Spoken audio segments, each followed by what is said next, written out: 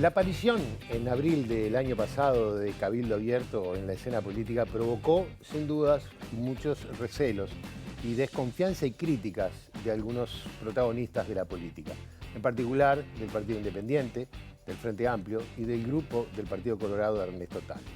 El Partido Nacional fue más cauto, sobre todo en aquel entonces candidato a la presidencia y actual presidente Luis Lacalle Pou. La campaña electoral pasó en medio de duras críticas y denuncias contra integrantes de Cabildo Abierto, muchas de ellas que terminaron en la expulsión del partido. La necesidad del armado de acuerdos de cara al balotaje de alguna manera hizo que bajara las críticas de sus socios a partir de ese momento, concentrándose en llevar a Lacalle Pou a la presidencia. Pero ya desde enero la cosa arrancó con diferencias. Hubo de todo. Surgieron más denuncias a integrantes de Cabildo Abierto, incluso bajas en cargos de gobierno de miembros del partido y también pedido de disculpas, por ejemplo, hacia ministros de parte del subsecretario de Salud Pública, Rivera Elgue. Cabildo Abierto no es un partido militar. Esta fue una de las frases que más repitió Manini Ríos y también los principales dirigentes de su agrupación desde que se creó el partido hasta la actualidad. Primero resonaba mucho en declaraciones en prensa hacia el afuera de la agrupación, pero de un tiempo a esta parte también comenzó a resonar con mucho ímpetu en la interna de este partido. Este es el tema que vamos a abordar esta noche en La Letra Chica, con la veina de Cabildo.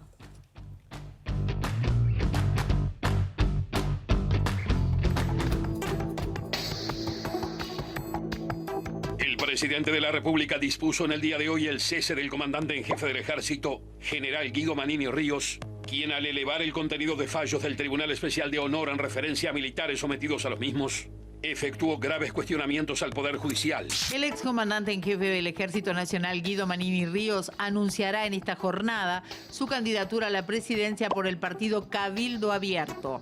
Manini Ríos había manifestado su intención de ingresar a la política partidaria luego de ser pasado a retiro por el presidente Vázquez por haber realizado duros cuestionamientos al Poder Judicial. El excomandante podría ser además denunciado por no haber alertado a sus superiores de la presunción de un delito ante las declaraciones de Gavazo reconociendo ante un tribunal militar la muerte y desaparición de Roberto Gómez Oro en 1973 en una unidad militar. Esta es la foto que publicó La Diaria este jueves y que generó mucha polémica en redes sociales. El candidato de Cabildo Abierto, Guido Manini Ríos, junto a un grupo de jóvenes, entre ellos uno con remera negra y con una inscripción sin vocales que significa esvástica en alemán. Hoy el diario El Observador publicó otra noticia. Germán Dorrego, un convencional de Cabildo Abierto y referente del partido en la zona oeste de Montevideo, integró un grupo catalogado como neonazi. De acuerdo a informa el diario, el dirigente de 30 años hasta hace algunos años era un skinhead, cabeza rapada, e integraba una agrupación que rendía culto y buscaba propagar la ideología nazi en Uruguay. Bueno, mire, yo en lo personal soy contrario al aborto. Entiendo que el aborto, lo que se está sacando del seno de una madre, es una vida. La ley trans en sí creo que encierra una cierta injusticia porque trata a un colectivo y no trata a otros que tal vez son más numerosos y más importantes, pero que como no pueden hacer lobby. El candidato a la presidencia de la República por el partido Cabildo Abierto, Guido Manini Ríos, cerró este martes su campaña en San José. En un acto visiblemente molesto, declinó a hablar sobre la identificación de los restos hallados en el batallón 14 pertenecientes a Eduardo Bleyer. Bueno, yo los mensajes que tenía que dar al respecto los di en su debido momento y ahora creo que no es oportuno estar haciendo ningún uso político de una noticia de este tipo y no tenemos por qué estar mezclando en nada Cabildo Abierto con hechos lamentables del pasado. ¿Parece un tema prioritario el de hoy? Tiene toda la prioridad que corresponde, que nosotros le hemos manifestado en su momento, pero en este momento estamos acá en un cierre de campaña política de Cabildo Abierto que no tiene nada que ver con ese tema. ¿Cuál va a ser la postura de Cabildo Abierto en materia de derechos humanos? Ya lo hemos dicho una y mil veces. ¿Cuántas veces quiere que se lo repita? Disculpe que le insista con el primer tema. ¿Usted entiende que no voy a seguir hablando de ese tema? Manini Ríos tiene un gran problema, ¿no? Manini Ríos habló del episodio de Gavazo, etcétera. Yo no lo escuché nunca condenar, decirlo con todas las letras.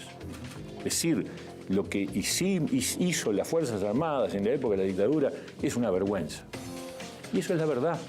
Bueno, ¿dónde está la representación de la dictadura en esta campaña? Bueno, si yo miro las listas, si yo miro los dichos, Bueno, todo eso converge a Cabildo Abierto. ¿Manini es una piedra en el zapato para la coalición? Sí, yo diría que sí.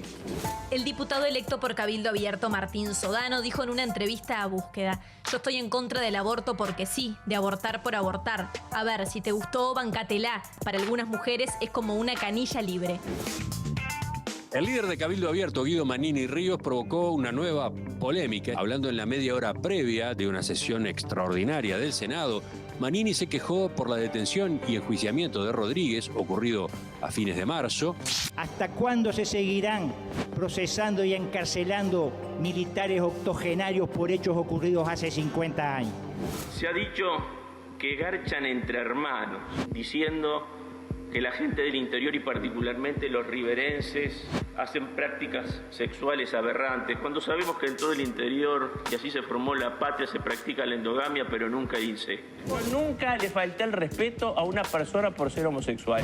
Tengo un sobrino segundo casado con un hombre, he tenido amigos homosexuales y me acuerdo que una vez el padre me preguntó: che, fulanito de tal, es raro. Yo le dije: es raro, pero es mi amigo, es muy inteligente.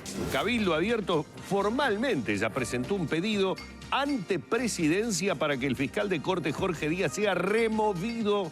Luego el diputado Luz fue más allá y expresó que, a su entender, de no ser escuchados por el presidente, Cabildo Abierto debería alejarse de la coalición de gobierno. Se declara que Cabildo Abierto pide la remoción de Díaz por la postura de Díaz con respecto a los procesamientos o pedidos de procesamiento de militares durante el tiempo de la dictadura por delitos de lesa humanidad. Sí, y creo que otras cosas también. Mi planteo hoy es: no será tiempo de reinstalar la ley de caducidad, no será tiempo de derogar esa ley que derogó la ley de caducidad. Eso no quita que se siga investigando, de que se siga tratando de saber dónde están los desaparecidos. Preocupa y alarma, es increíble. La defensa de la impunidad. Por tanto, todo este tema merece para nosotros un rechazo. Creemos que claramente es un planteo atemporáneo. Cabildo Abierto representa claramente las opiniones de un sector corporativo, que dentro de Cabildo Abierto hay bolsones nostalgiosos de la dictadura.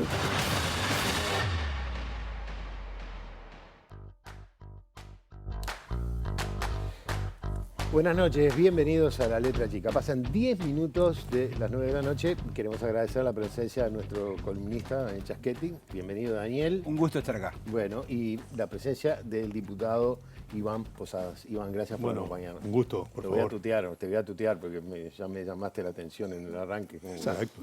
Como que éramos viejos los dos, pero bueno. Contemporáneos. Contemporáneos, ahí está muy bien. Sabés que Iván es el decano del Parlamento, ¿no? Sí. Uno de ellos. ¿Son cuántos? ¿Dos decanos? Tres, en este momento. Lo que estamos hablando de decanos, estamos hablando de aquellos parlamentarios con mayor cantidad de años en el ejercicio. Sí, tenemos 6 legislaturas, es decir, estamos haciendo la 6ª legislatura con Gustavo Penadez y José Carlos María. ¿Ya? Pero esta es en realidad, mientras Heber siga siendo ministro, ¿no? Porque Heber está desde el 85. Ah, sí, claro. Pero bueno, hasta ahora es ministro. No cuenta. Quedó afuera. El tipo se fue. Bueno, metámonos en tema. ¿Cómo estás analizando toda esta situación, todo este pedido de Manini de derogar la ley interpretativa, los ataques al fiscal, es decir, toda esta situación, todo este clima que se ha creado en torno a sus declaraciones permanentes? La pregunta es: ¿qué quiere Manini? Muy bien. Es decir, si usted quiere hacerse la pregunta, yo me la hago todo el tiempo, porque normalmente los politólogos, los analistas trabajamos siempre con la hipótesis de que los políticos buscan poder y que en esa carrera de búsqueda de poder, el cargo más alto, el que permite mayor ejercicio del poder, es el de la presidencia de la República.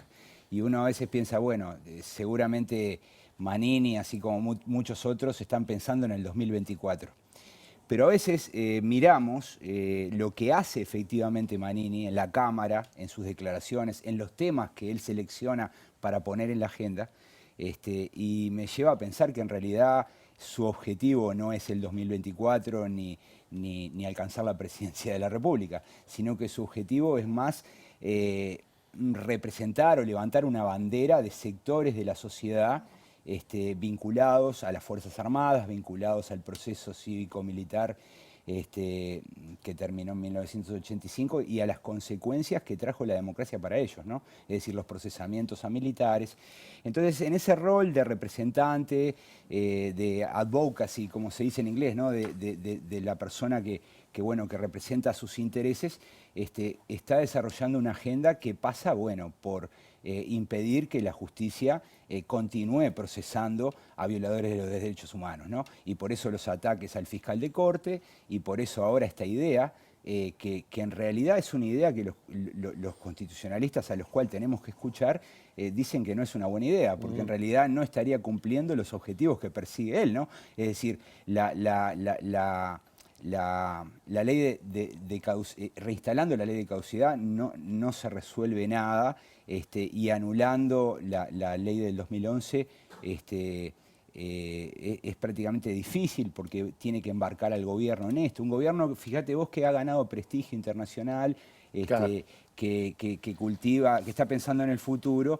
Mirá si el gobierno se va a meter en estos temas, ¿no? Es decir, a ponerse en contra, al concierto internacional y volver a defender a los violadores de los derechos humanos. Sí, en un ratito vamos a tener una aclaración, porque no me gusta ponerme en antipático, porque ayer nos pasó lo mismo.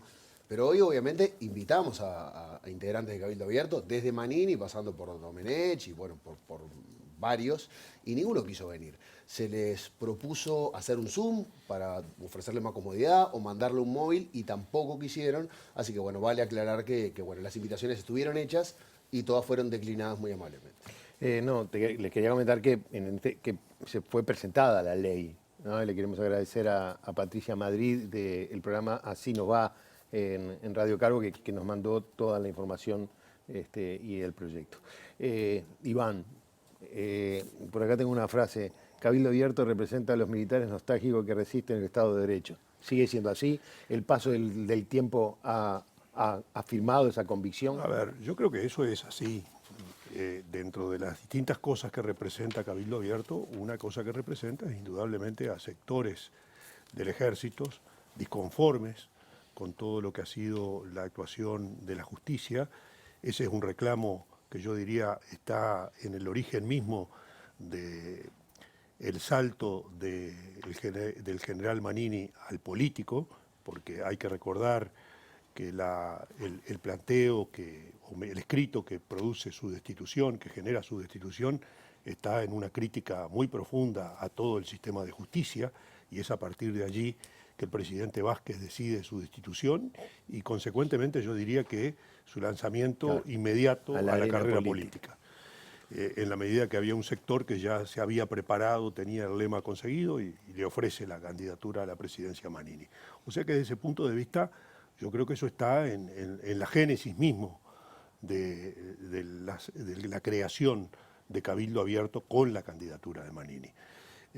Uno, por supuesto, cree que además representa otras cosas, representa otros sectores. De hecho, ha hecho planteos en la propia consideración del proyecto de ley de urgente consideración, en algunos casos donde encontramos coincidencias, en otros no, pero está claro que este tema es el dominante, porque aparece un día sí y otro también los cuestionamientos a la actuación de la justicia, primero pidiendo, por ejemplo, la destitución del fiscal de corte, frente a un hecho donde la Fiscalía de Corte lo que hizo fue actuar de acuerdo a derecho. Me parece que cuando establece la investigación administrativa respecto a la actuación de la fiscal, lo que está dando es garantías, primero para la propia fiscal, actuante, y después garantías en carácter general, sobre todo por cuando había habido un cuestionamiento periodístico señalando la vinculación con el Partido Nacional. O sea que, desde ese punto de vista, nos parece que, y esto ahora se agrava con el tema del planteo de la reinstalación de la ley de impunidad, de lo que fue la ley de caducidad de la pretensión punitiva del Estado, que claramente es no terminar de entender cómo funciona el sistema de justicia. Porque en realidad, esta ley 18.831, que nosotros votamos negativamente, pero que en realidad, estoy hablando por el Partido Independiente, en realidad, respecto al artículo primero, planteamos un artículo alternativo, es decir, un sustitutivo, que lo que planteaba era directamente la derogación de la ley de caducidad, los artículos 1 a 4 de la ley de caducidad. Los primeros 4 artículos. Porque era para nosotros lo que debería haberse hecho frente al pronunciamiento que había tenido la Corte Interamericana de Derechos Humanos. En la medida de que había habido ese pronunciamiento, lo que correspondía era derogar la ley de caducidad y dejar expedito el camino para el juzgamiento de los delitos de lesa humanidad, que ese era el mandato establecido por la Corte Penal Internacional. Ahora, y hay que recordar un aspecto que me parece importante, porque a veces nos perdemos en el tiempo. Uruguay ratifica la Convención de Derechos Humanos, la Convención Americana de Derechos Humanos, el 8 de marzo de 1985.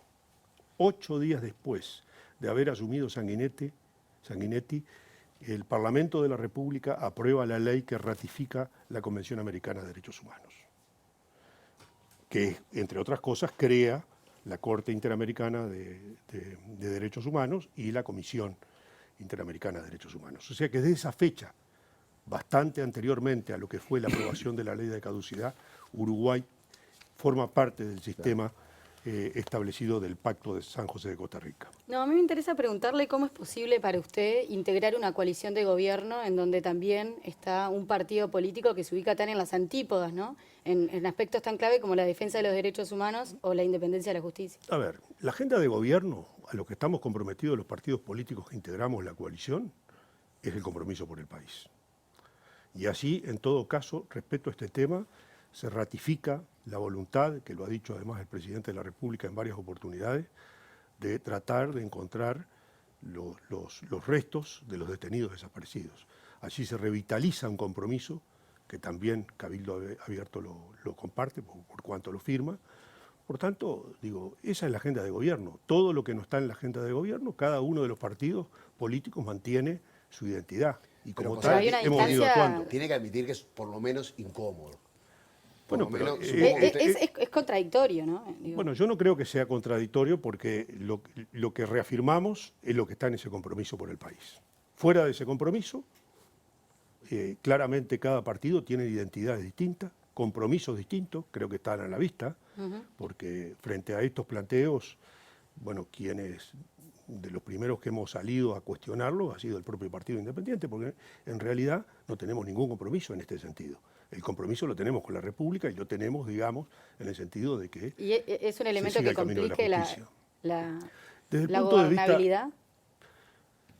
Bueno, yo creo que genera dificultades. Eso me parece notorio porque me parece que la atención de la coalición de gobierno debería estar centrada en lo que tenemos por delante, y es la ley de presupuesto. El proyecto de ley que está en una etapa de elaboración en el ámbito del Poder Ejecutivo. Esa me parece que es la preocupación central. Y espero que más allá de estos planteos que se han hecho, en el momento que esté la consideración del proyecto de ley presupuestal, bueno, todos los partidos que integramos la coalición estemos, digamos, con la actitud para tratar y trabajar en ese proyecto. Yo después quiero volver un poco a eso, pero primero les propongo ver lo que fue hoy la participación de Manini en los previos, como son los 5 minutos previos, ¿no? La media hora previa del Parlamento. Vamos a ver qué fue lo que dijo en el día de hoy.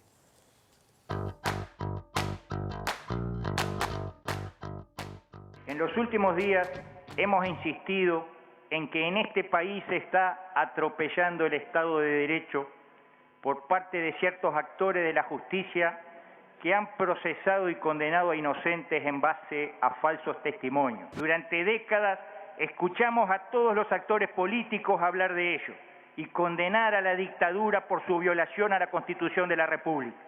¿No es coherente entonces aceptar que en el presente se viole descaradamente la Constitución?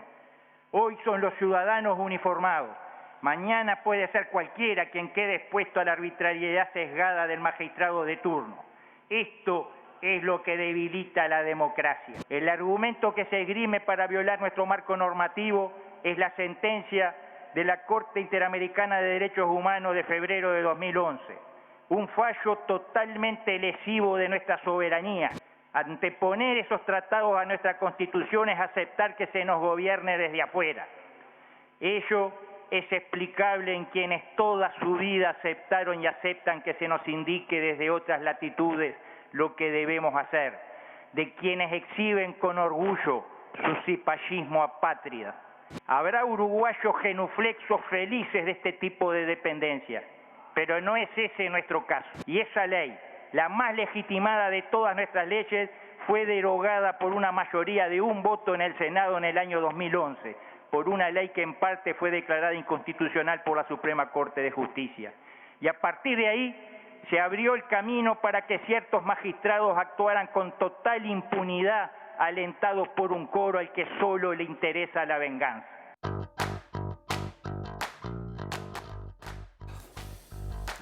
Veo exclamaciones acá. Le voy a pedir primero la palabra a Iván porque, bueno, parece como que desconoce, o sea, entre otras cosas, eso que tú comentabas recién, de que esta ley o esta incorporación de Uruguay viene desde el año 85, o sea, desde la recuperación democrática en adelante. Es decir, no es algo de un partido o de otro partido, sino que fue de todos los partidos. De todo el sistema político, claro. Pero él parece que... Pero además, yo creo que está claro que cuando Uruguay se incorpora a la Convención Americana de Derechos Humanos, se establecen determinadas obligaciones. En esa misma Convención Americana se crea todo el sistema de justicia. La Corte Interamericana, la Convención Interamericana de Derechos Humanos, y Uruguay se obliga al cumplimiento y acepta que los fallos de esta Corte Interamericana son inapelables. Por tanto, cuando se falla sobre el caso Hellman, claramente hay un fallo que obliga al Uruguay a cumplirlo. Después se ha discutido, y acá creo que nosotros fuimos, cuando se dio la discusión de la 18831, justamente planteábamos los problemas que se podían dar. Y creo que los anticipó muy bien Martín Rizzo Ferrán cuando hacía el análisis y cuando estuvo consultado por el Parlamento. Son interpretativos, ¿no? Básicamente es... Lo que fundamentalmente dice Rizzo Ferrán, en aquel momento, ya lo decía, lo ha repetido en estos días, es que frente a los fallos se abría la posibilidad. En el caso de la desaparición forzada de personas no existía ninguna duda, porque el delito era un delito continuo y en consecuencia la obligación de investigar estaba de manifiesto. Pero que en los demás casos también estaba la obligación de investigar. Y que en todo caso, si había alguna interpretación distinta por parte de la Suprema Corte de Justicia en cuanto a la prescripción de esos delitos, bueno, en algún momento se iba a plantear, en algún momento del juicio eso iba a estar planteado y en consecuencia la Suprema Corte de Justicia iba a fallar. Pero que la obligación clara, manifiesta de ese fallo obliga a investigar. Las diferencias podían estar marcadas en la integración de la Suprema Corte de Justicia. Exactamente. Y eso era una cuestión que el propio Martín Rizzo Ferrán aludía, que seguramente con el paso del tiempo era probable que la interpretación que hiciera la Suprema Corte de Justicia cambiara. Daniel, te quedaste con...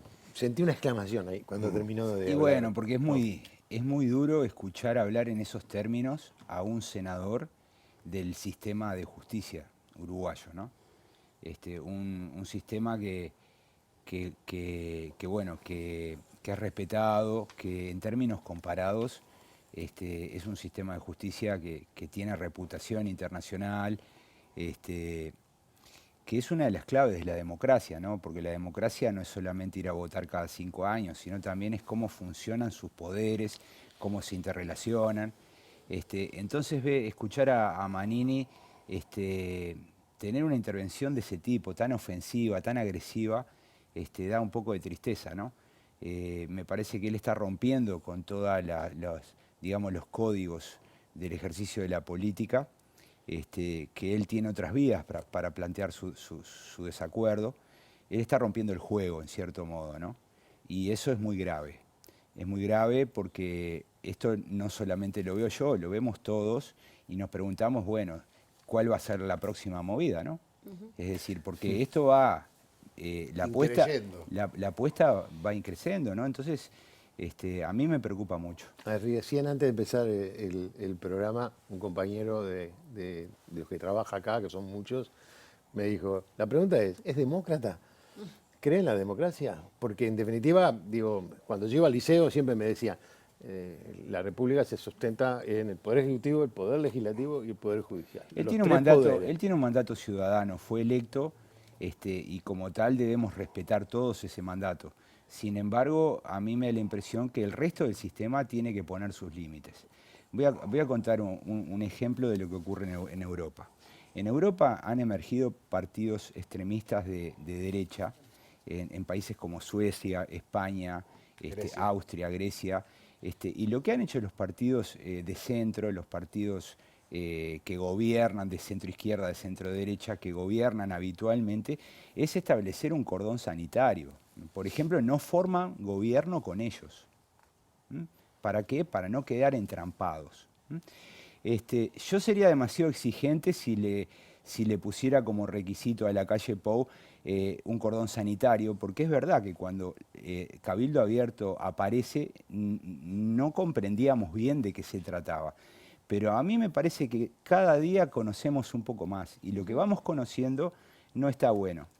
No es sano para la democracia, Me gustaría hacer una pregunta a los dos, porque tienen mucho que ver desde el análisis y desde el compromiso político. ¿Qué responsabilidades tienen los partidos en el crecimiento de Cabildo y en el crecimiento de este discurso? ¿Tienen una autocrítica ahí? Bueno, a ver, yo creo que Manini Ríos no surgió de la nada. Fue parte de un proceso de responsabilidades que se le asignaron durante los periodos de gobierno del Frente Amplio. Fue edecán del presidente Vázquez en el primer periodo de gobierno. Fue después, fue ascendido a general. Como general se le encomendó ni más ni menos que digamos, todo lo que tiene que ver con sanidad militar, que es, digamos, desde el punto de vista social, la parte central de las Fuerzas Armadas, porque uno tiene ahí relación directa con todos los integrantes de las Fuerzas Armadas, tanto activos como pasivos, como retirados, y desde ese punto de vista genera una relación realmente muy importante. Yo escribí en algún momento, bueno, después de eso fue nombrado comandante en jefe, antes de eso había sido agregado militar en Estados Unidos, que es un cargo que normalmente las designaciones como agregados militares son además muy deseada, pero para unos pocos elegidos, es decir, fue una persona promovida por los gobiernos del Frente Amplio.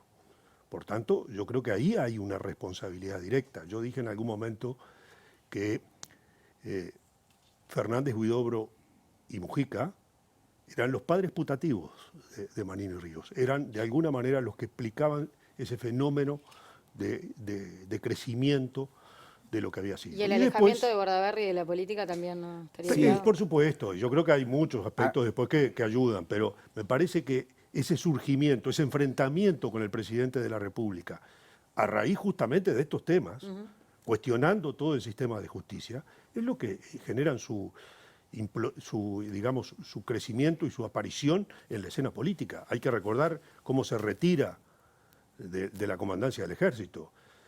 Habiendo ya sido destituidos, en traje de campaña, da un mensaje. Sí, sí.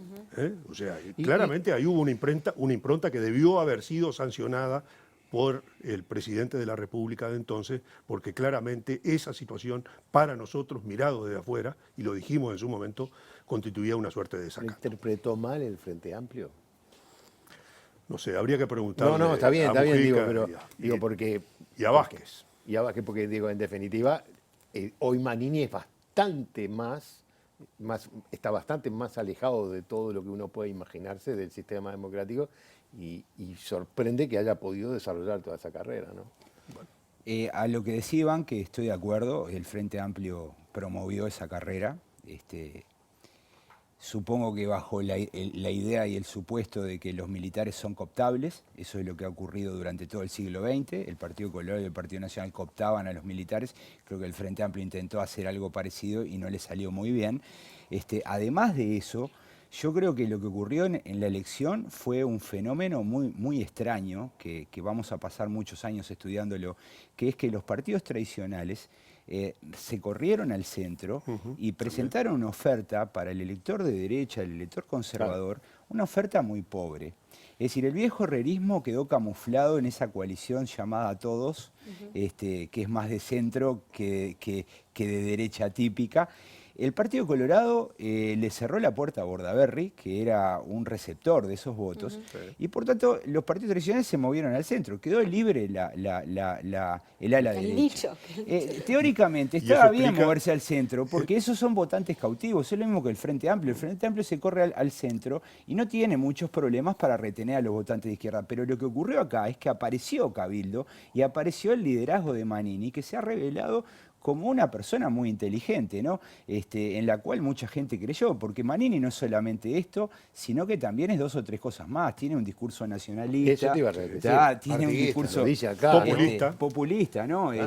Antiimperialista, ¿no? Porque esto groseramente, ¿no? Porque esto de entender a la Corte Interamericana de Derechos Humanos como un poder extranjero lo gobiernan de afuera. Es una caricatura. Absoluto. Tenemos algo para ver, Ricardo. Sí, señor. Vamos a, si me permite, vamos a ver qué dijo el presidente de la República ante la pregunta de qué pensaba sobre lo que había propuesto el senador Manini.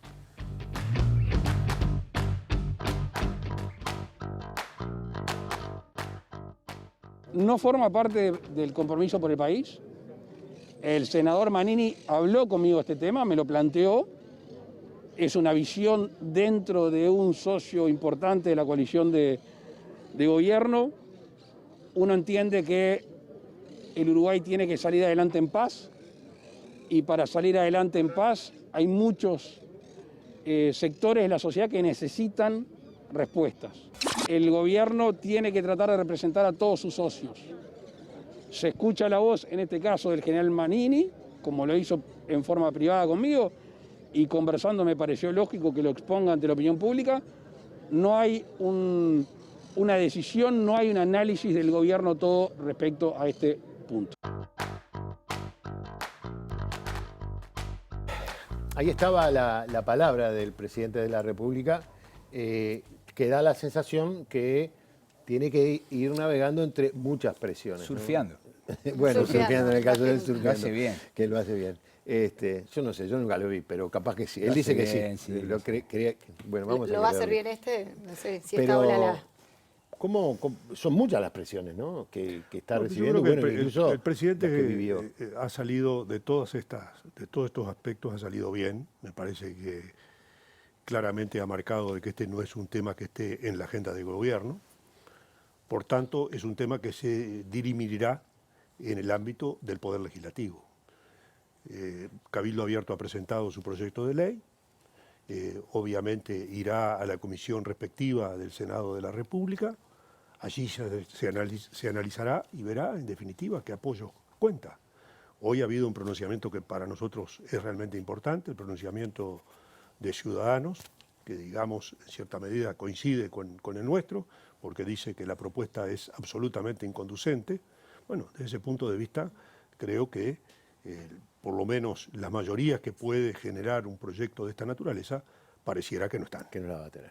O sea, estamos hablando de que en realidad acá hay una búsqueda de parte de Manini que va mucho más allá de la posibilidad de conseguir una ley que no va a conseguir, sino de la de utilizar todas las herramientas que tiene para promoverse a sí mismo o a su partido. Y asumir una representación. Porque yo creo que es voz, realmente es la voz que expresa a muchos militares que, sobre todo reunidos en el centro militar y demás, que han dicho estas cosas desde hace mucho tiempo, las vienen diciendo, no son nuevas. Iván, muchas gracias. Gracias a ustedes. Por la participación. Gracias por la invitación. Daniel, muchas gracias. Nos quedamos con la pregunta para después saber si va a ser candidato en el 24. Tenemos tiempo. Tenemos tiempo. Tenemos tiempo. Gracias. Hacemos una breve pausa y seguimos hablando de este tema.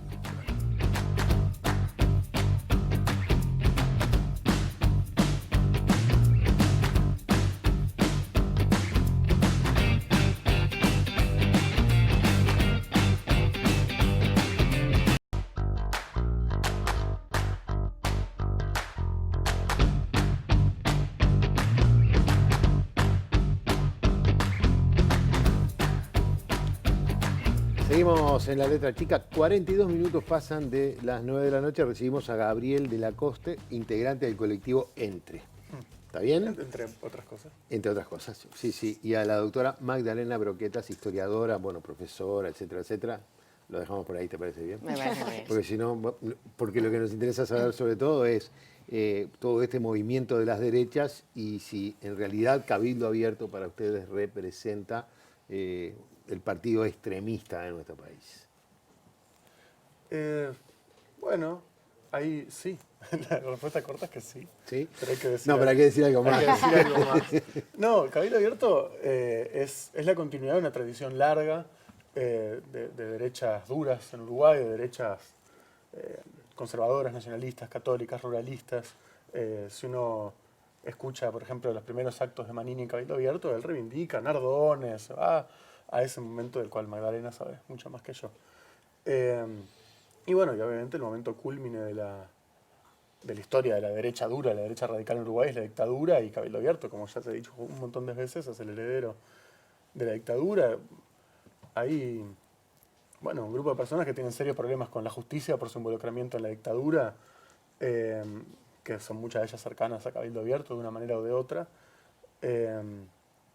y que Cabildo Abierto, bueno, asume la representación corporativa de eso. Es ideológico, pero también es corporativo, como ya se dijo. Y a eso se suma una capa que es que, bueno, a partir de la crisis del 2008 en el hemisferio norte, aparece toda una tendencia de nacionalismos de derecha, de populismos de derecha, de ultraderechas. ¿Qué pasa? Cuando es la crisis de 2008 aparecen en muchos países movimientos de izquierda, populares, que cuestionan el 1%, ¿no? a los súper ricos del mundo. Entonces, la derecha, y en esto Steve Bannon, que fue asesor de Trump, lo dice con mucha claridad, va a haber populismo de izquierda, populismo de derecha. Entonces, ellos inventan un populismo de derecha porque si no quedan pegados, quedan como representantes del 1% en minoría. Entonces, inventan toda esta historia de que en realidad la verdadera élite es la izquierda, porque son estos degenerados que vienen a partir la soberanía de la nación pagados por Soros. Toda esta cuestión, que Manini la ha repetido 10 millones de veces. Entonces Manini es como el encuentro entre la historia larga de la ultraderecha uruguaya con la coyuntura de un esplendor de las ultraderechas en el mundo. Sí, a mí me gustaría retomar esta cuestión de extrema derecha y también esto que se dijo antes y que estamos sobrevolando ahora de, bueno, son los resabios de la dictadura. Porque me parece que este tema hay que verlo como en perspectiva y hay que verlo en la mediana duración y un poquito más atrás. Esto tiene que ver con los legados de la dictadura. Estamos escuchando todo el tiempo que ya fue, que es un tema que bueno, mucha gente no quiere escuchar, pero la política, los medios, las demandas ciudadanas nos hacen notar que en realidad es un tema que está muy presente, ¿no? Los legados de las dictaduras y en este caso, más estrictamente, cómo esas derechas salen de las dictaduras y se meten en las democracias, ¿no? Y ahí, digamos, muy brevemente, hay una readaptación tanto de las derechas civiles como de la derecha militar, ¿no? En los 80, esto pasa en toda América Latina, sí. Tiene su correlato en Uruguay, ¿no? Un mapa que en los 80 era todo gobiernos militares, autoritarismo, y para las 2 últimas décadas del siglo XX, transiciones democráticas, con políticos, empresarios, gente de medios que había participado en la dictadura y que cambia su discurso, cambia su imagen, se readapta. Lo mismo pasa con las Fuerzas Armadas. O sea, estas Fuerzas Armadas se integran a la democracia, digamos, camaleónicamente. ¿Por qué? Bueno, en primer lugar, porque no hay este proceso de justicia, ¿no? Se benefician por leyes de perdón, de amnistía. Y en segundo lugar, porque tampoco hay un clima propicio para revisar en términos ciudadanos, en términos de conocimiento, bueno, qué pasó, qué hicieron, cuál fue su responsabilidad. Y porque esa derecha de los años 90, que también es una derecha latinoamericana, ¿no? Digamos, Uruguay tiene sus particularidades, pero hay una cuestión epocal, genera las condiciones para bueno, pensar que hay que mirar para adelante, no revisar, cerrar heridas del pasado. Dar vuelta a la página. Dar vuelta a la página. Eso recién cambia a comienzos del siglo XXI en toda América Latina, ¿no? Cuando viene la famosa marea rosa, ¿no? Del ciclo de gobiernos progresistas. Y entonces lo de Cabildo Abierto me parece que lo tenemos que ver un poco en proyección, porque si uno mira, es recién lo que tienen en común estos gobiernos de centro-izquierda, ¿no? Reformistas, es que por un lado logran, digamos, no estrictamente los gobiernos, pero durante su vigencia, que haya cambios en materia de la agenda de nuevos derechos, ¿no? Cambios que tienen que ver con el matrimonio entre personas del mismo sexo, salud sexual y reproductiva, y cambian las posibilidades de conocer ese pasado, ¿no? En materia de empezar a tener un poco de justicia, ¿no? ¿Se acuerdan que en el caso uruguayo la exclusión caso a caso de la ley de caducidad? Y también porque se empieza a debatir a nivel de, bueno, qué incluir en los textos escolares, qué hacer con la memoria social de la dictadura. Es en ese contexto, en 2009, 2010, que aparecen los grupos antiderechos en toda América y en Uruguay, y que aparecen las primeras expresiones organizadas de reivindicación militar de lo que pasó en la dictadura. Por ejemplo, el Foro Libertad y Concordia, que es de 2010, 2011. O sea, que cuando, en la medida en que la sociedad quiere avanzar en conocer su historia y las cosas que pasaron, aparecen entonces, es como extrema focos de resistencia. ¿Es extrema derecha o no? A ver, coincide primero el movimiento social activista, después Cabildo Abierto, con estos grupos que se plantan contra la supuesta ideología de género. Sí. ¿Es un partido, es un movimiento de extrema derecha, neofascista como los europeos? No, pero tiene entre sus adherentes muchos grupos que sí, en Uruguay, que son neonazis, que son neofascistas, que se sienten interesados, que son cobijados. ¿Es un partido militar? No, pero es mucho más que un partido militar, pero tienen muchos ideólogos militares y tiene muchos adherentes militares, y sobre todo tiene un discurso de parte de su líder y de sus altos figuras más destacadas, un discurso militarista que reivindica la dictadura militar, que reivindica los crímenes de lesa humanidad, que reivindica el uso de la tortura, ¿no? Entonces, en ese sentido, es extremista. Pues, la última pregunta y ya lo dejo. ¿Y el ministro de Defensa no alimenta de alguna manera, habiendo puesto yo qué sé, en todos los informativos y todos los días a los militares como que son los que nos defienden las fronteras, etcétera? No tiene obligación de contestármela, pero... Bueno, sí, y eso es una historia larga de los militares, y esto, Manini como jefe del ejército es algo que lo trabajó mucho, de que los militares tomaran un rol más protagónico en la sociedad, y eso fue también promovido. Y sí, sin duda, hay, con más énfasis aún ahora, en este nuevo gobierno, hay se alienta y se ordena a los militares que tomen roles que históricamente son de organizaciones estatales civiles. De alimentación de personas vulnerables. Sí, sí. Esta Y que esto también tiene que ver con el ejército, y que esto tiene mucho que ver con la ideología de Manini Ríos, de que el ejército es una especie de genuina expresión del pueblo. Es una idea muy peligrosa, pero muy común también en América Latina. Y que sí, evidentemente hay un trabajo de que el ejército gane legitimidad política a través de ponerlo a hacer. Que es de Manini y que es de sectores que integran el movimiento social activista, individuos y Cabildo Abierto que no son además militares. O sea, tener un nuevo lugar para las Fuerzas Armadas, no solo en términos de defensa territorial, sino esta cuestión histórica de cómo pensar la soberanía, qué pueden hacer las Fuerzas Armadas. Bueno, aparecieron propuestas hasta en relación a los jóvenes y a cómo resolver el ocio para los jóvenes o qué hacer con los niños, ¿no? Esto tiene un trasfondo más complejo, digamos. Hay un núcleo que tiene que ver con el revisionismo de la dictadura y la actuación de las Fuerzas Armadas y el salir a hacer una defensa corporativa ante las investigaciones y los juicios, pero hay algo que me parece lo que dice Gabriel, que es más también ideológico de, bueno, el papel, ¿de dónde está la nación? Las Fuerzas Armadas como depositarias del sentimiento nacional. Hay una lectura también que no podemos ignorar, que es que por más de que Manini se haya de alguna manera adueñado de este discurso, hay un porcentaje de la población que también se siente muy afín y que necesitaba que alguien se ponga con este referente. No será tan voluminoso, pero es un 10%, ¿no? Que se adhirió al discurso de Manini. Y que estaban, tal vez más ¿Cuánto sacó el sí en el plebiscito del 80? Sacó más del 40%. Hay gente que apoya la dictadura. Por momentos tuvo un apoyo popular importante. El pachequismo. Bueno, el pachequismo en los 90 llegaba a sacar más de 200.000 votos. Hay un electorado de derecha dura en Uruguay cada vez que se juntan firmas para un plebiscito punitivo, firman 200 y pico mil de personas. Entonces no es raro que haya unas 200 y pico mil de personas que se sientan representados por este tipo de ideas. No es raro, coincido.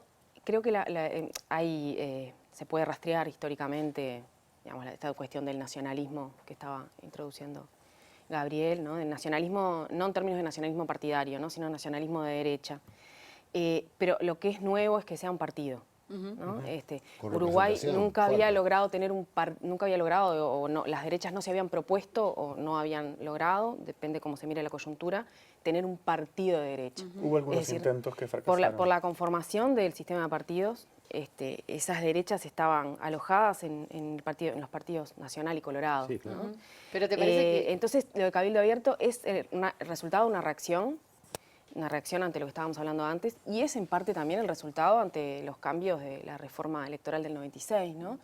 Que me parece que están planteando que tiene que haber un candidato único y que también pueden haber impulsado a sectores que se sentían representados o cómodos dentro de los partidos Nacional y Colorado a salir, ¿no? A no consensuar. ¿Persigue una ambición meramente legislativa? Porque es difícil creer, creo yo, no sé, me dirán ustedes, que se puede proyectar un Manini y Ríos llegando al Poder Ejecutivo. Creo que sería con un discurso. Pero lo que hablábamos antes tiene que ver con una intención de querer acceder a los resortes del Estado. Desde lo legislativo. ¿no? Para desde el Estado restaurar cuestiones que tienen que ver con lo económico, cuestiones con una visión en relación a lo económico, también con una visión en relación al orden social, a la familia, a lo cultural.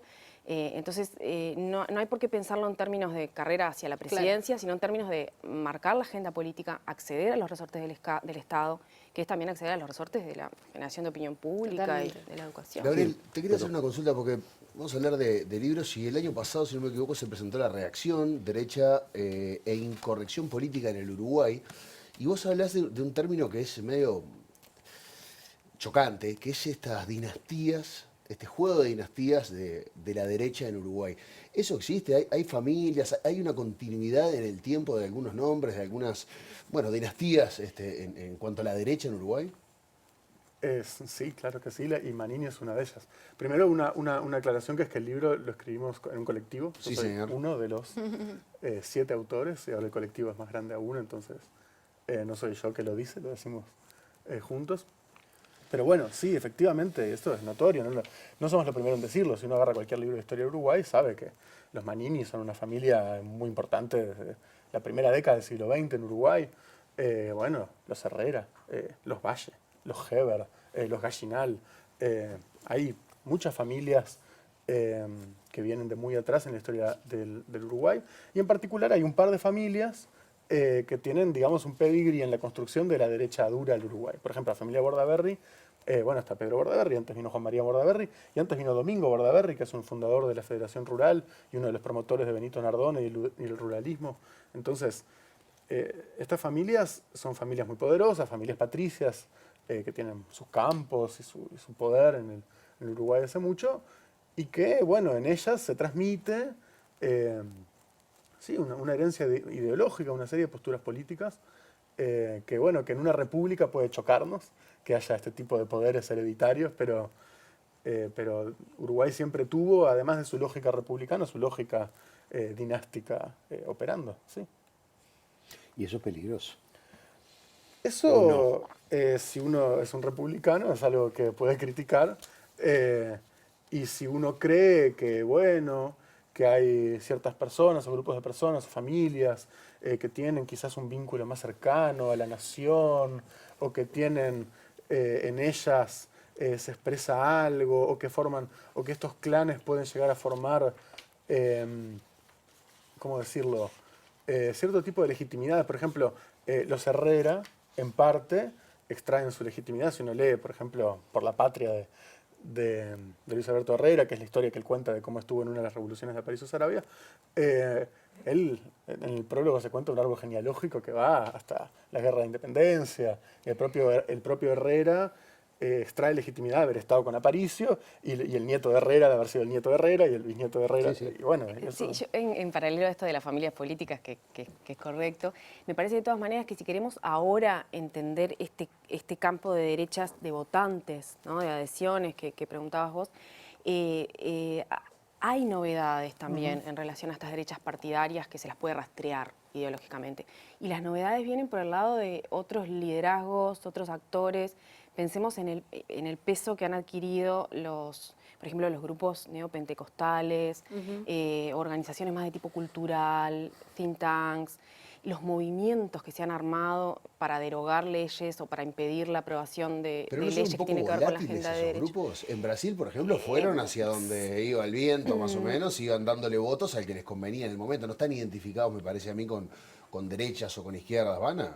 Yo creo que si uno los pone en perspectiva y mira, su surgimiento en Uruguay está también en la primera década del siglo XXI, son bastante menos volátiles de lo que podemos pensar, en el sentido de que tienen una agenda social muy conservadora y esto tiende a estar al servicio de las derechas. Sí, pero no, dale. No, en el caso brasileño es muy ilustrativo, porque son grupos que es verdad que en la medida que no tenían tanto poder y tanta representación, efectivamente podían hacer acuerdos circunstanciales, bueno, con el PT en algunos momentos, aunque obviamente no era el PT no llevaba el grueso de su agenda, pero tenían peso en el Parlamento y lo siguen teniendo, y en Brasil es un régimen donde el Parlamento es muy fragmentado. Pero cuando adquirieron fuerza, lo que hicieron fue un movimiento de ultraderecha. Y lo que gobierna hoy Brasil es una alianza entre militares, ultraderechistas, oscurantistas y fanáticos religiosos neopentecostales. Ahí hay una cosa que, cuando yo escuchaba ahora a Manini en la primera, esa media hora del Parlamento, hay una cantidad de cosas que maneja que son bastante impactantes, ¿no? Nos quieren gobernar de afuera, o sea, una apelación al nacionalismo. En discursos anteriores, todo esto de la agenda de derechos, o sea, es como que yo tengo la sensación como que busca legitimar una serie de elementos que construyen una ideología, que es una ideología en contra de la agenda de derechos, en contra de, estar en contra del ferrocarril, de UPM, no sé si él o Cabildo, o sea... Me parece que además cuando estamos hablando de derechas en general, por eso usamos tanto el plural, ¿no? Uno dice, bueno, la derecha, pero en realidad en general es un campo ideológico en donde convergen actores políticos, sociales, sujetos muy diversos, y a veces lo que hay es una cierta hegemonía. Entonces, bueno, hay que ver el papel de estos movimientos y las cosas que dicen, la repercusión que tienen en función de los contextos. Yo creo que en este contexto, a la luz de lo que está pasando en la región, con la fuerza que han adquirido muchos de estos grupos, a ver, estuvimos viendo en el tape declaraciones que eran de un senador de la República, pero que podían haber sido de estos grupos que se dicen antiderechos, ¿no? Entonces digo, tenemos que dejar de verlo como una expresión aislada o colateral y pensar en que han accedido a, bueno, que han saltado en este periodo justamente que ha pasado de gobiernos progresistas, han saltado de la oposición al gobierno. ¿No? Los dos han repasado cosas del siglo XX, de la actualidad, principios del siglo XXI. ¿Cómo se imaginan, viendo los antecedentes de este tipo de grupos, la evolución de Cabildo Abierto de acá para adelante? Ya teniendo representación parlamentaria, ya habiéndose establecido como un partido, con el discurso que tiene, viendo que, bueno, la mayoría de las cosas en política suelen ser cíclicas, ¿cómo evoluciona un partido como Cabildo Abierto? ¿Hacia dónde va? Por suerte el futuro no se puede predecir. No, yo creo que depende de cómo se dé la disputa política en estos años. Cabildo Abierto intenta presentarse como el representante de la verdadera esencia de la nación uruguaya. Pero la nación uruguaya es una cosa mucho más plural. Cuando decías recién la agenda de derechos viene de afuera, no. Uruguay tiene una tradición muy larga de feminismo, tiene una tradición muy larga de leyes de avanzada, tiene una tradición muy larga de disputas sociales, de huelgas, de organizaciones populares, una tradición progresista, socialista, liberal, comunista en este país, hecha por uruguayos. Y Manini, de algún modo, es una operación que es muy peligrosa, que es la que hacía la dictadura, que es el que no está de acuerdo conmigo no es parte de la nación. Exactamente. Y eso es algo que hay que trancarlo. Dicho eso, ¿qué puede pasar? ¿Qué sé yo? Bolsonaro ganó. Puede ganar cualquiera. Yo creo que va a haber que ver cómo el sistema político responde a esto, cómo la sociedad responde a esto. Y también Manini como que cultiva esta idea, que en Uruguay yo creo que Manini y Sanguinetti son como dos actores que muchos en discurso mediático y político los ven como esta especie de genios tácticos. Todo les sale bien, son unos fenómenos. Siempre, cuando se equivocan en realidad estaban haciendo alguna otra cosa. No, es alguien que estudió estrategia, que tiene ciertas ideas de cómo manejarse en política, pero que comete errores, que se va a hacer resistencias, que va a tener muchos problemas para formar mayorías porque tiene un discurso muy extremo y muy extraño. ¿Y por qué? A pesar de lo que dice, es alguien profundamente ajeno a la tradición política uruguaya, que es una tradición que es muy plural, pero que tiene una historia larga de asambleas, direcciones colegiadas, huelgas, sindicatos, disputas sociales. Y eso es totalmente ajeno a Manini. Entonces, yo no creo que necesariamente tenga un gran futuro por delante. Es algo que habrá que ver.